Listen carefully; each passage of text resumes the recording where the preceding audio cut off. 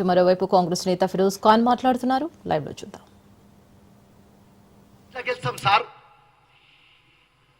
వాళ్ళకు total booth mechanism తెలుసు, మొత్తం ఎట్లా డూప్లికేట్ ఓట్లు పోవాలి తెలుసు వాళ్ళకు.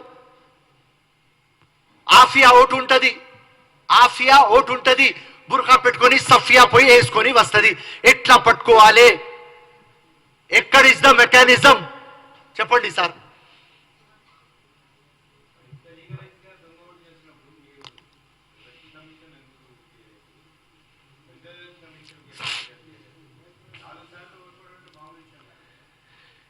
ఇన్ని ప్రూఫ్లు పెట్టిన తర్వాత ఇప్పుడు దేవుడికి అడగాలి.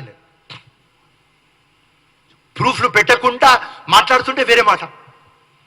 ఎలక్షన్ డే కేసులు పెట్టినప్పుడు కూడా మొత్తం ఇలా ఫొటోస్తో చూపించిన కదా, ఎఫ్ఐఆర్లు చూపించిన కదా, ఎట్లా వీళ్ళు డూప్లికేట్ ఐడి యూజ్ చేస్తారు, థిన్నర్ యూజ్ చేస్తారు, కాల్గేట్ యూజ్ చేస్తారు, బుర్ఖా యూజ్ చూస్తారు, అన్ని ప్రూఫ్లతో పెట్టినా కదా. మా వాళ్ళకి అందరికీ అర్థమైంది, కానీ ఇలా లోకంకి అర్థమవుతుంది. అది నాకు ఒక సాటిస్ఫాక్షన్.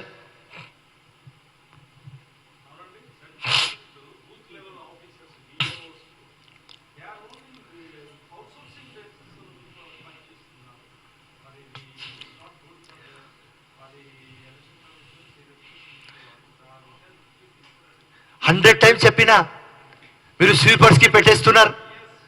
ఎట్లా అక్కడ స్పెసిఫిక్ ఆఫీసర్స్ కి మీరు అపాయింట్ చేయాలి, మినిమం క్వాలిఫికేషన్ డిగ్రీ ఉండాలి, ఉంటేనే వాళ్ళకు చిత్తశుద్ధి ఉంటుంది అని మీరు చెప్పాలి. ఎక్కడైనా ఒక ఓటు డిఫెక్ట్ అయితే, ఎక్కడ కూడా మ్యానిపులేషన్ అయితే నీ డ్యూటీ వెళ్ళిపోతుంది, నీ మీద క్రిమినల్ కేసు అవుతుంది. ఇది ఏమి సార్, ఇది డెమోక్రసీకి మర్డర్ సార్. మొత్తం election is the base of our democracy. ఆ బేస్ వెళ్ళిపోతుంది. సో 100 సార్లు చెప్పిన తర్వాత కూడా ఈ పాయింట్ మీద